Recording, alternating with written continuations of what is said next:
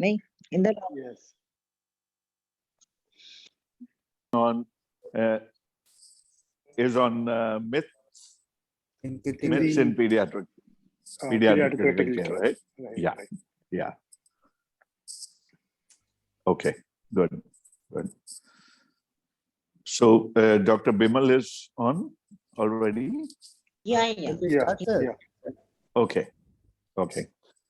So whenever you all want to start, I'll get that started with Dr. Bimal. I think he's going to start it, right? Yeah, he will start, sir. Yeah. Okay. All right.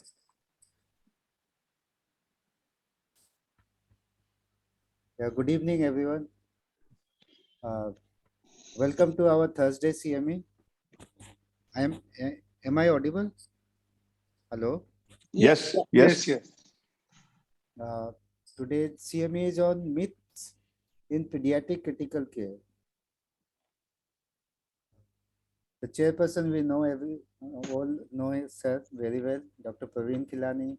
Sir is director at Madhukar Rainbow Children Hospital and academic director of Rainbow Children Group of Hospital of India.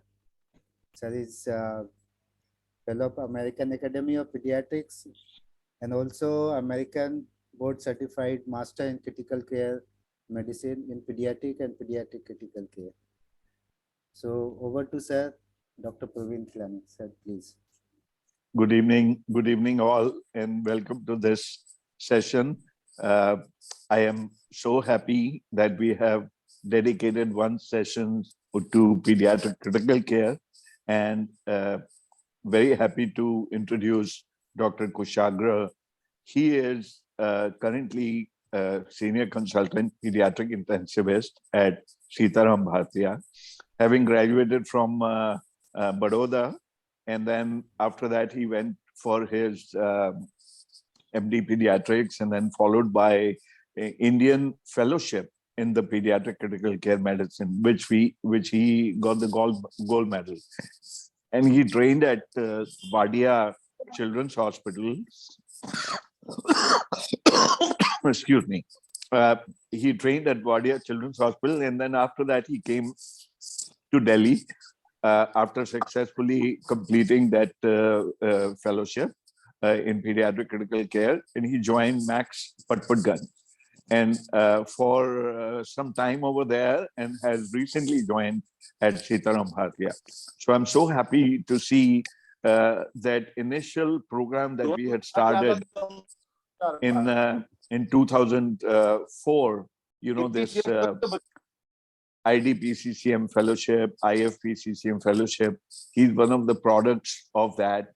And these programs are currently running at 62 centers all over India, and all supported by IAP intensive care chapter. So very nice to see that one of our own products and a consultant from pediatric critical care. His main topic today is to talk about myths in pediatric critical care. Over to you, Dr. Kushagra. Thank you. So thank you for your kind words. Can you all see the slides?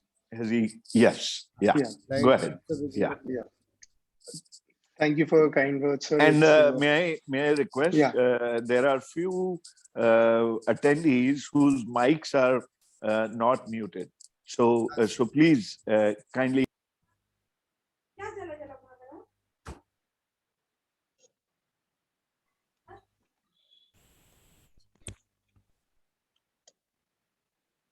So we will start. Thank you, Dr. Khilnani, for such kind words. It's great to hear getting introduced by one of the maestros in the field. Everyone who's done intensive care till now in India has always looked up to sir for guidance, and his guidelines and the way he's guided all of us has been an important, has had a very important effect in our lives.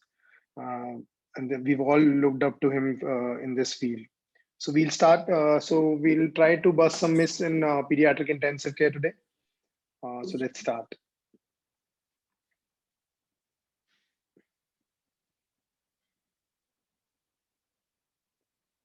So the first myth that we'll be discussing is that fluid boluses are our best friends.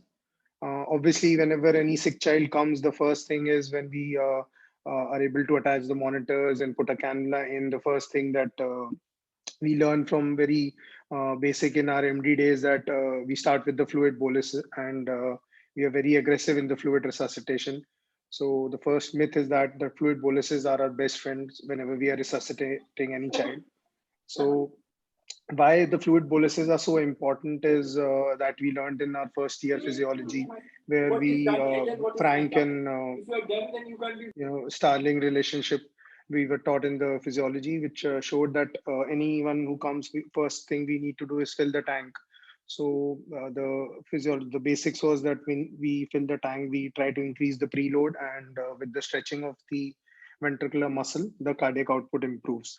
So this is one of the adaptations of that Frank Starling curve, where you can see the A line is the normal heart, where usually we are at A point, and when we give a bolus, we try to increase the cardiac output by giving the boluses.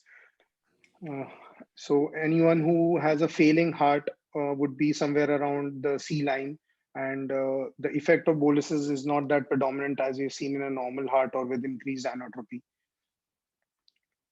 And a failing ventricle would definitely worsen when we are giving fluids. So this is something we need to observe when we are giving boluses, that we aren't dealing with a cardiac patient, because more commonly there'll be a child who'll be coming in shock, and it's very, in the initial few minutes, it's difficult to differentiate whether it's a cardiac shock or a septic shock. So the bolus we give, we need to be very observant about it.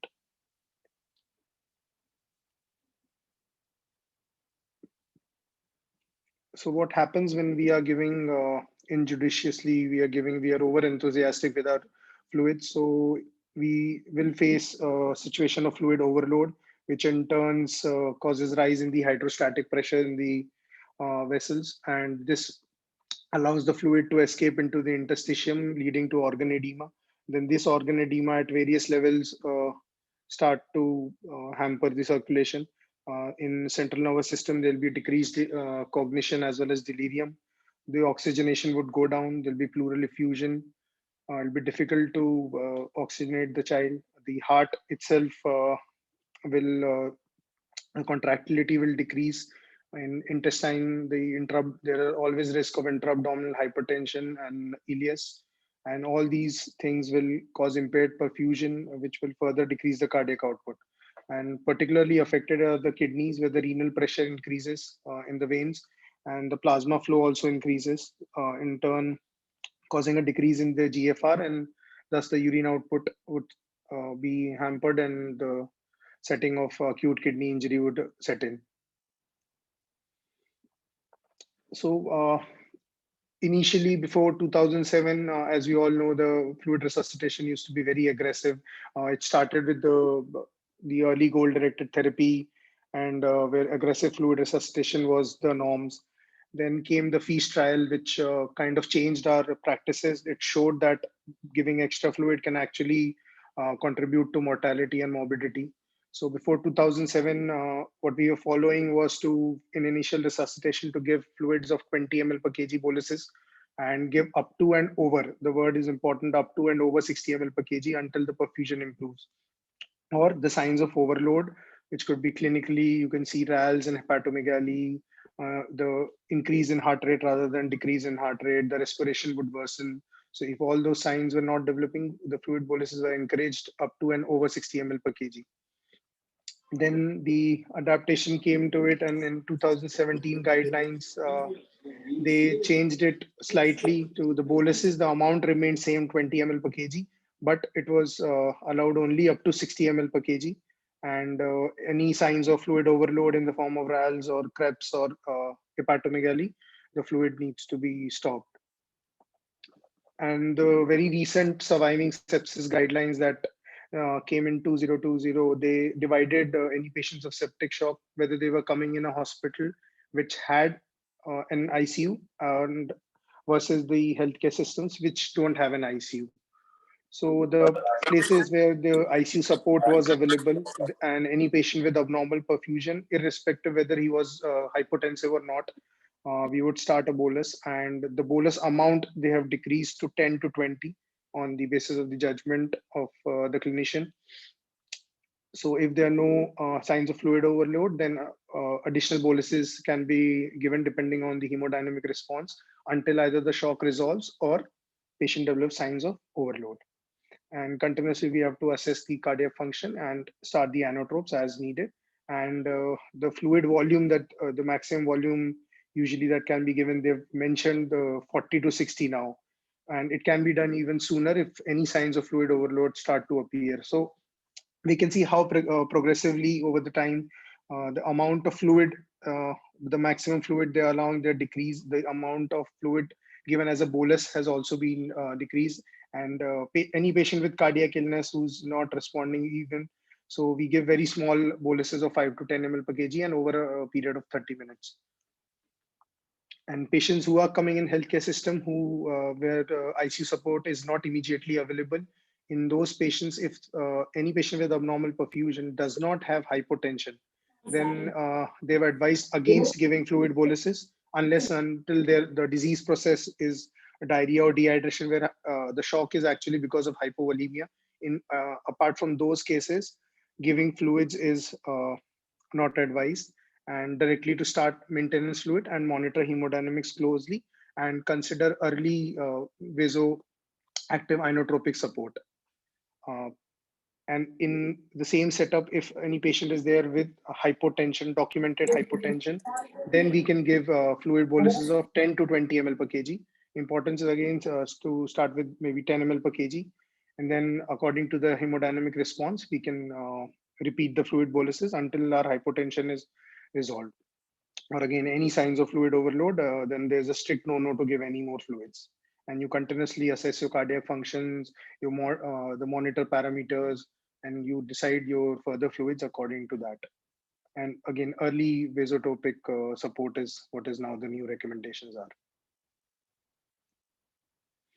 So we are moving towards more and more restrictive fluid strategy because once the patient is in the ICU, even then we are not now the norm has changed, and it's towards the restrictive strategy, because we know in the ICUs the temperature is thermoneutral, so the insensible losses are much less. We are controlling fevers. The movement of the patient is much less, because if the patient is so sick, he'll be either ventilated, so he'll be sedated and paralyzed. So the movements are very less. So the totally insensible losses are much less. So restriction of the fluid from the start is one thing that we can do and prevent the morbidities related to it. So there are multiple studies which show that there's an independent association between increased mortality and morbidity and the peak fluid overload percentage. So peak overflow fluid percentage usually is more than 5% in 24 hours if a positive fluid balance is more than 5% in first 24 hours. And then that is something that the fluid overload, it's called fluid overload for that day. So while resuscitating any patient, the important thing, the message is to just make sure that we are doing effective resuscitation while avoiding any kind of fluid overload. So that is why I've mentioned that fluid boluses are not our best friends, but still they are friends, because the first thing that one would do for any sick child is to give a fluid bolus. So it's our friend, but we should be cautious and we shouldn't overtrust it. Moving to second myth in continuation with the first, that all the patients who are in shock, they are fluid responsive. So any child is known to be or called a fluid responsive child if the cardiac output increases significantly with the fluid bolus. So volume responsiveness is a totally different thing from volume depletion. And also, if any patient who is fluid responsive doesn't mean that we have to give him fluid. We can monitor the parameters and see if actually more fluid is required or not. So there are multiple parameters to judge whether a child is fluid responsive. There's no single best indicator which would suggest that this is a child would be fluid responsive. Many times the children, they are in gray zone. We don't know whether actually the fluid boluses will help or not help. So they are static and dynamic parameters, and using bedside echo and point of care ultrasound would be a way to evaluate these dynamic parameters and guide a fluid boluses. I would not go too much into detail because it's a vast topic. It itself requires hours of discussion to describe each static and dynamic parameters. But this is where the role of ICU physicians would come in, where they would be able to assess these parameters and guide for the further fluid boluses. Coming to a third myth, that vasoactive drugs, they cannot be given through peripheral IV. So this thinking comes from that there's always risk of extravasation, limb ischemia, as well as tissue necrosis whenever we are giving the vasoactive medications, mainly adrenaline or adrenaline, through peripheral cannulas and after a prolonged use. But many multiple studies, they've shown that short-term emergency use would rarely cause any harm. And also, if we are waiting for a central line to come into place and then we start our inotropes, then there's obviously delay is there. And as we've seen that now with the restrictive fluid strategy, we need early inotropes, so they can be safely started with the peripheral cannulas. And it's very helpful during the transport, because when we are transporting a patient where maybe the ICU facilities are not there and we are starting inotropes and vasopressors, so we start it with the peripheral cannulas during the transport, and rather than waiting for him to reach to the tertiary care center and then the inotropes to be started. So it's better that we start it early, and they can be safely started with the peripheral cannulas. That would help in our safe transfers. So there was a big study done with comprising almost 15 ICUs in the US. It was an adult study. Obviously, the data for pediatric critical care is very difficult to gather because of this, because our numbers are always less than the adults. So this was a systemic review which was done by Lobani et al., where they compared the complications and extravasation episodes and local tissue injury when the vasopressors are given through peripheral cannulas versus the central cannulas. So total 85 articles they had studied. Majority of them were either case reports or case series. Total 470 patients out of 1500 patients, they had some kind of injury. So out of which 325 had local tissue injuries and extravasation events. Out of the 114 extravasation events from peripheral IVs, 75% did not result in any long-term injury or any discomfort to the patient. And most of the injuries that happened, they were very minor injuries that were dealt with without any extra interventions. Another, the latest recommendation of 2017 American guidelines, they also recommend once we have labeled a patient as fluid refractory shock, then we have to start vasopressors. So the inotropes, they can be safely started with a peripheral cannula. And then maybe later, once the patient has been shifted to PICU, then we can, under USG guidance, safely put a central line, because sometimes placing a central line in patient of shock takes time, and we don't want to waste that much of window by not giving him inotropes. So we start peripheral inotropes with whatever access we have. So it's the take-home message would be, it is reasonable to start the vasoactive agents by peripheral vein till the central venous access is secured. And we've seen sometimes placing central lines in patient who's on NIV, who is just, the BP is just borderline, and we want to start, so we can start with 10 times dilution with peripheral IV. And if over a few hours the blood pressure stabilizes, the requirement is not increased. So in our experience, we have successfully managed patient on peripheral IV cannulas with noradrenaline up to 0.2 microgram per kg per minute without inserting a central line successfully.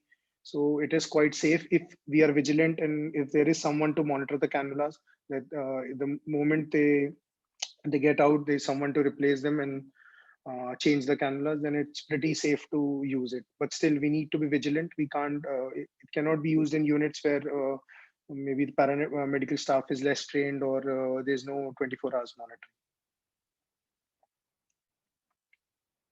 So we move on to the next one. Enteral nutrition is contraindicated with vasopressors.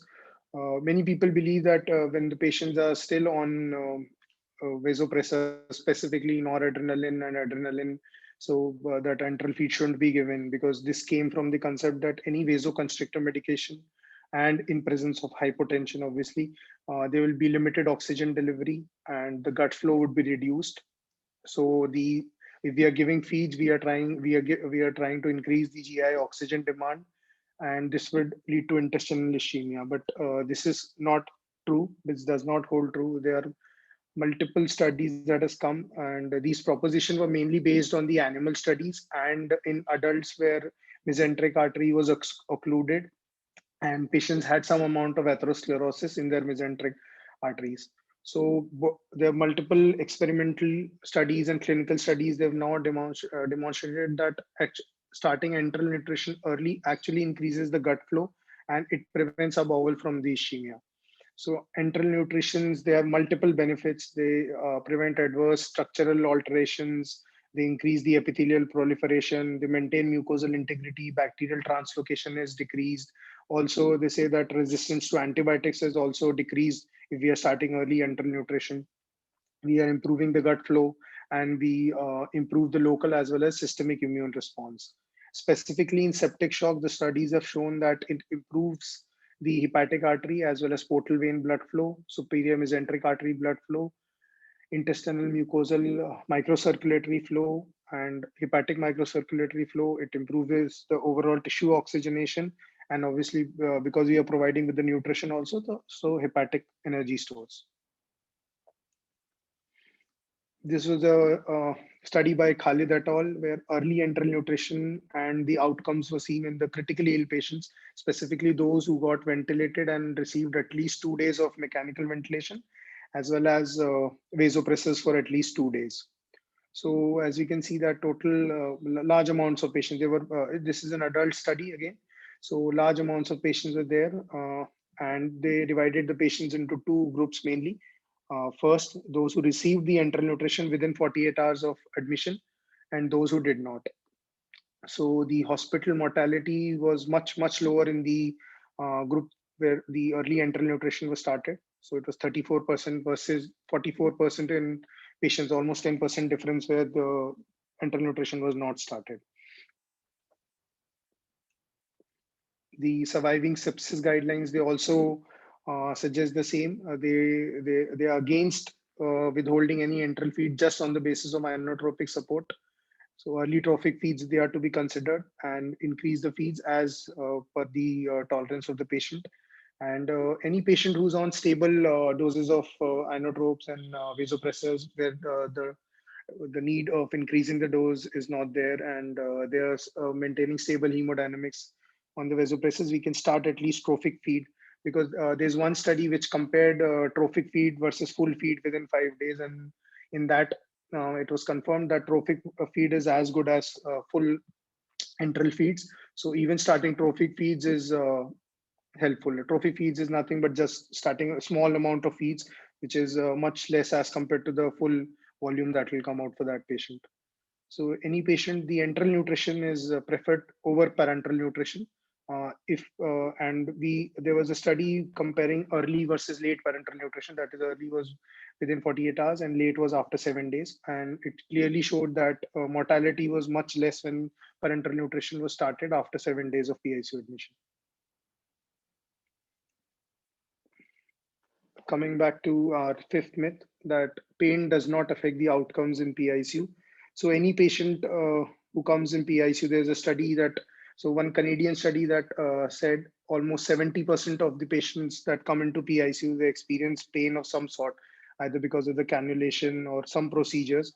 So as much as 70 patients were, 70% of the admissions, they had this, they experienced pain. One US study showed 60% patients, they had experienced pain. So any kind of pain, it results in behavioral as well as hormonal changes.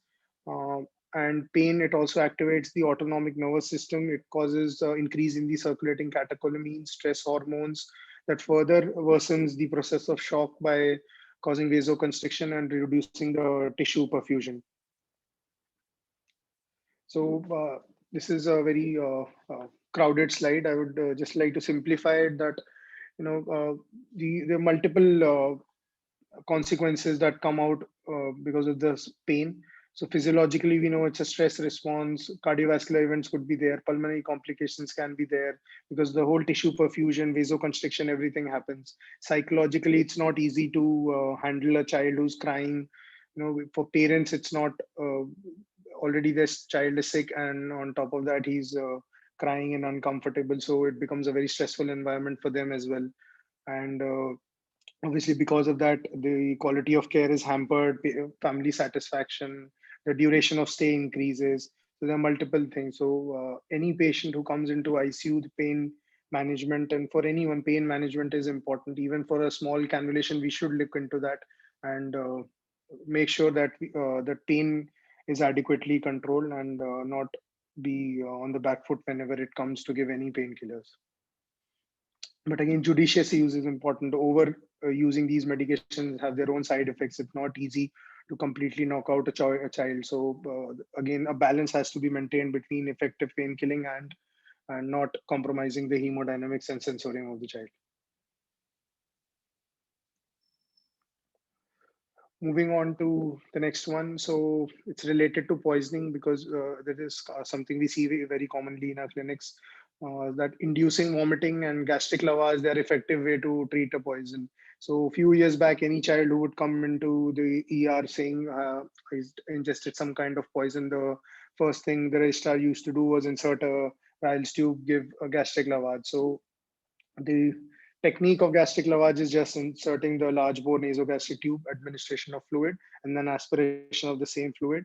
The intent is to remove whatever toxin is left in the stomach. So for children, this can be particularly traumatizing. Someone who's already irritable, crying, and inserting a nasogastric tube is another difficult thing to do. And there's always a risk of airway protection and aspirations.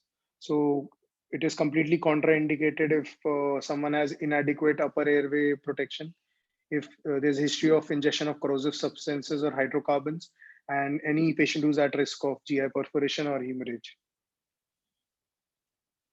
The complications can be pulmonary aspiration, respiration could compromise, mechanical injury because the child is fighting and we are trying to insert the tube, and electrolyte imbalances can happen. So the American Poison Committee as well as the European Poison Committee, they came up with a statement where they clearly mentioned that gastric lavage, it should not be employed routinely in the management of any poisoning. There's no evidence that suggests that its use would improve any clinical outcome, and it can cause significant morbidity to the patient. If it needs to be considered, then it should be done within 60 minutes of the ingestion. So this is another important thing, that if we are considering gastric lavage, it has to be within 60 minutes of the ingestion, because usually the patient comes after 2 hours, 3 hours, so then it's of no use. Even then, the clinical benefit, there's no concrete evidence that it will be helpful. I would just like to mention the role of activated charcoal here, because that's the new thing that so the mechanism of action is that it absorbs drugs and chemicals by a weak van der Waals force to prevent the absorption of the poison. So it is effective in achieving gastric decontamination, and the adsorptive utility again depends on how quickly after the ingestion of poison it is administered. And by studies, it has come to our observation that it can reduce as much as 69% bioavailability if it's administered within the first 30 minutes. Again, the statement of European Committee is that it should not be routinely administered in the management. The greatest benefit is if it administered within 1 hour of ingestion, and there's insufficient data to support or exclude its use after first 1 hour. And there's no evidence that it would improve the clinical outcome. And it's very difficult to administer activated charcoal. If anyone has used would know that the tablets, they come off 250 mg and the dose required is 1 gram per kg. So even if it's a 10 kg child, we need 10 gram, which is almost 20 tablets, and crushing, and it's not palatable. So usually children, they don't accept it, and a lot of vomiting, and it's very difficult to administer, but still administered within first hour has some benefit. So the agents which do not respond to this are iron, mineral acids and bases, cyanide poisoning, pesticides, lithium, and hydrocarbons. In these poisoning, there's no role of activated charcoal. And there's something multi-dose that for poisons like phenytoin, salicylates, and phenobarbital or carbamazepine poisoning, because they have low volume of distribution and slow absorption. So in these cases, we can give multiple doses repeating after every 4 hours. Coming to our seventh myth, that any patient, the target hemoglobin levels in a critically ill child, it should be 10 gram per, it should be around 10. So the magic number in ICUs we used to use was 10, but now this has completely changed again. There was a survey done in 2002 where you can see the level at which the transfusions were given was around 10. Any patient with septic shock, the majority of the ICUs and majority ICU clinicians would be comfortable to give a transfusion as soon as the hemoglobin went below 10. And there were very few for less than 8 and less than 9. Then progressively from then came the TRIP ICU study, which again changed the practice hugely.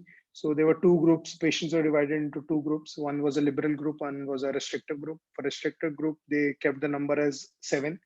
For liberal, it was 9.5. And the targeted hemoglobin in the liberal group was 11 to 12, whereas in restricted group, it was 8.5 to 9.5. And it showed that there was no difference in mortality and morbidity between both the groups. And the restrictive group had 44% less transfusions as compared to the liberal group. And despite that, there was no mortality benefit in the liberal group. So we could safely restrict our transfusions to less than 7. And giving bloods, they have their own side effects. There can be infectious as well as non-infectious complication, trali, taco. So we can go on and on about the negative benefits. So it's better to restrict our strategy for transfusion of PRVC.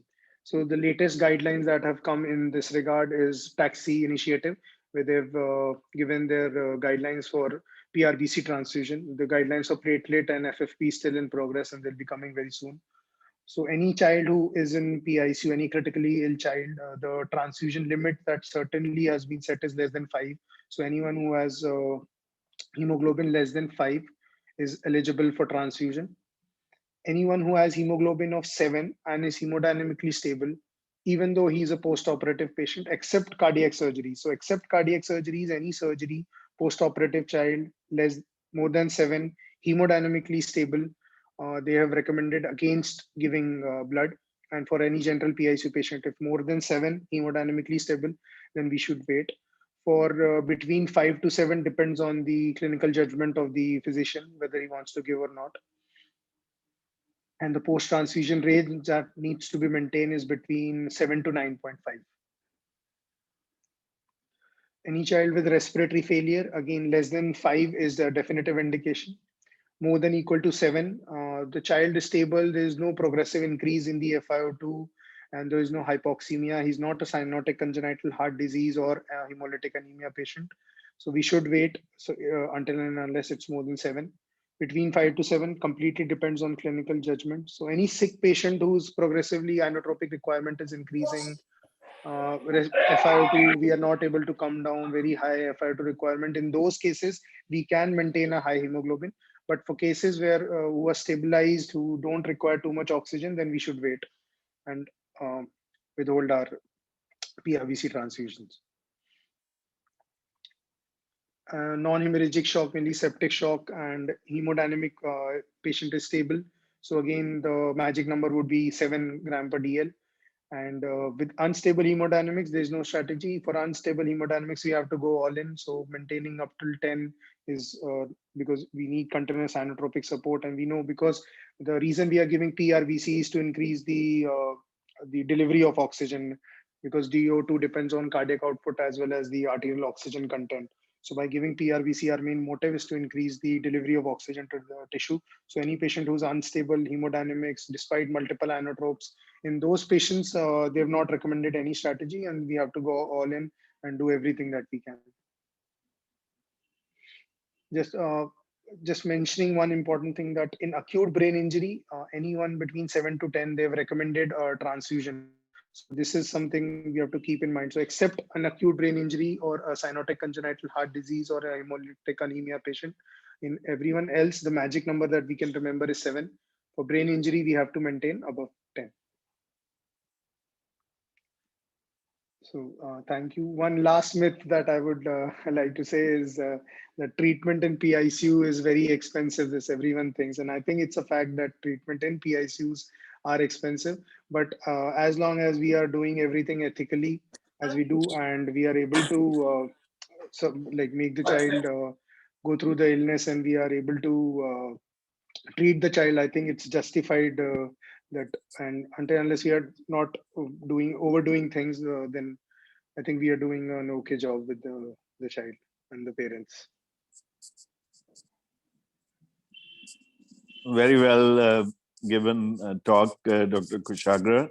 I think one thing that I would like to add to this is, and this is for all the new intensivists who are joining, the younger ones, especially when you counsel the family on day one, when you get the child, I think it's a very, very important thing to say that, look, ICU is expensive, but how we can help you is that we will ensure that not a single day you're kept longer in the ICU.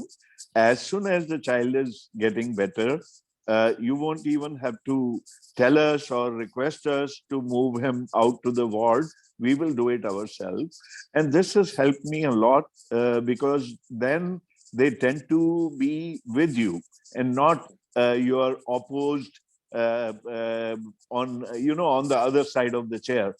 So what's important is they need to understand that we are working together on this at the least amount of cost. And I try to avoid getting into these rates. That this antibiotic is charged this much or that much. They say, look, we are hospital employees, but what we can do for you is to ensure that not a single day you're kept extra, because we know it's expensive. It could cost you 20,000-25,000, if we kept you one more day. So this is one. And the other thing, which is no longer a myth, is that people understand that intensive care will give a poor outcome or that kind of thing. I think you should also say, because we have saved such children in past, we will do our full care on this one. And you cannot say in a particular patient that he's going to live or he's going to not live or what, but you can at least give them the light at the end of the tunnel that such children can live. And that's the reason why we are doing all of this. And we will try to do at best of our capability in the least amount of stay in ICU. And that really dissipates that myth that, many times parents have or public has, that wo to ICU mein rakha hua hai, sir, wo ventilator pe hai, we don't know what's going on. So that means every morning, if we do a good counseling with the family as to how the condition was last night, how are the things today, what is the plan for today, like in terms of sedation, weaning, or extubation, or inotrope reduced, or whatever. All of that goes a long way, in addition to the medical management that you all already doing as per the guidelines. And I'm so glad that you have brought this out now, that the myth that used to be amongst many pediatricians कि ना उसको ना blood दे दो वो ठीक हो जाएगा, और बहुत peripheries में ये रहता था. And there now even surgical colleagues have shown that if you have a post-operative patient and the patient's hemoglobin is 7 and the patient is otherwise stable, wait and don't jump into giving blood transfusion, because it's not only expensive, but it has side effects. It can give you reactions. So why get into a risk situation? So like that, the other myth that you cleared was the fluid bolus. Because see, in the past 15 years, we realized that when you're in the emergency rooms, you were giving 20 per kilo, 20 per kilo, 20 per kilo fluid boluses like this. You were having a higher incidence of lungs getting flooded and patients needing ventilation. And by somewhat of a restrictive initial fluid bolus, if I may use the term, I'm not saying withhold the fluid bolus, but giving smaller fluid bolus to prevent this kind of a pulmonary edema and need for ventilation has reduced the number of ventilations. So I think that part needs to be emphasized, that fluid bolus should not be used indiscriminately, and the blood transfusion strategies should also be restrictive. And one of the myths that I think you probably have on your list, but this is something that needs to be brought out, is that not every patient requires intubation and ventilation. You do try a patient with respiratory distress, you do try non-invasive ventilation and give them a trial. And who knows, you may not require that, like high flow nasal cannula, NIV, those have come up quite well now, that this myth that if you go to ICU, you'll end up being on the ventilator also should be cleared. So I'd just leave the house open for discussion. Even being on the ventilator, I think the whole thing of all patients is as the end of the story, like end of the tunnel. That's right. That myth also should be cleared, that once you go on the ventilator, doesn't mean that you're going to die. And actually, the outcome of pediatric ventilations is much better as compared to the adults. So absolutely. So we need to reinforce that from the first day, that it's not the end of the line, it's just the starting of something new. Right. See, patients, adults with multiple morbidities of the lung or a COPD, is a different class of patient where you may say that ventilation will be high risk. But in children who have otherwise had normal lungs and happen to have a pneumonia and went on the ventilator, there should be, in fact, higher chance of them coming off the ventilator rather than going into adverse outcome. But sir, my mother was a COPD patient, bad asthmatic patient. She was twice on the ventilator. In 4 days, she was out of the ventilator. Absolutely. I think it's a matter of how they get managed. And at the age of 75 and 80. Right. So one can't, deny the fact that ventilation is important. That's right. Dr. Kushagra, how frequently we need to put CVP line? So in ICUs, it's very frequently, because anyone who's come with any sickness and who's on multiple inotropes maybe, so we are doing it very frequently, but the rates of complication has come down significantly since we have started using USG machine to guide our lines. So now the rate of complications are very low, and someone who's experienced and trained, then it's even lower. So any patient who requires long-term treatment, because putting IV cannulas in small children with multiple medications, it's not easy. So putting central lines, it is definitely increasing, and it's very common now. So while you are saying that CVP line, let's just clear one fact, that CVP's line is not being put to measure central venous pressure, because central venous pressure is not that high on the list of hemodynamic monitoring, but central access, giving multilumens, multiple inotropes, those kinds of things are important in ICU. So from our peripheral center, so we start an IV fluid, we can start dobutamine or dopamine and send it in. We can even start adrenaline and noradrenaline. We can dilute it 10 times, and we can start it peripherally, because now the recent guidelines, they say that the first choice of inotrope is either epinephrine or norepinephrine, depending on warm and cold shock. So we can directly start them, and safely we can send, if the cannula is a large bore. Even with a small bore, 10 times dilution, they usually work very well for 4 to 6 hours. See, this is one message that I definitely like to go to all pediatricians who work in the emergency ever. If you have given your first few boluses and got the patients on peripheral inotrope, you have almost done 70 to 80% of the job. In a patient who's septic, suppose first dose of antibiotic has been given, first fluid bolus has been given, and you've started some oxygen and given some peripheral inotropes, then rest of the fine-tuning can always be done in the PICU, where the patient may require intubation, may need central line, all those things can be done. But mind it, you have saved the life of that patient by doing this 70% of the job. So that is why it's very important for the pediatrician in emergency to recognize such a patient who needs fluid, who needs peripheral inotrope, and also beginning to learn ultrasound for IVC and ultrasound for contractility. Those are the kinds of things that I think more and more ICU programs are now training the intensivist in terms of non-invasive monitoring. Yeah.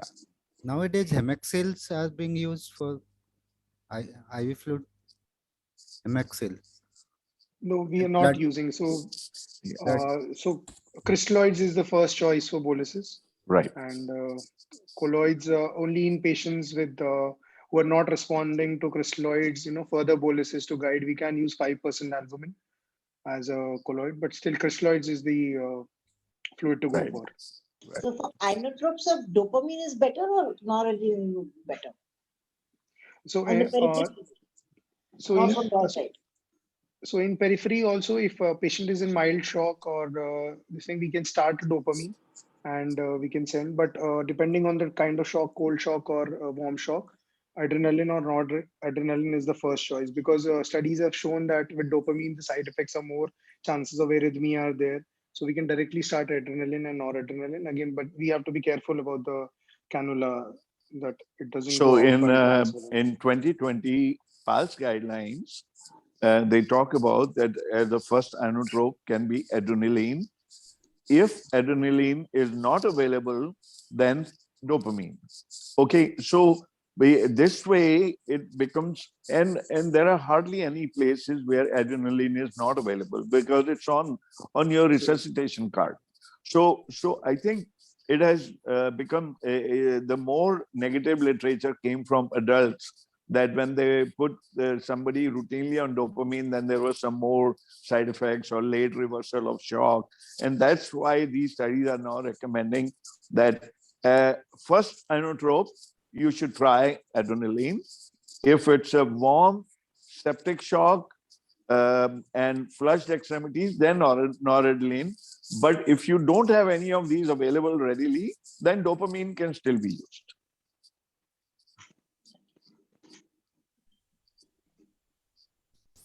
Any questions from anybody else?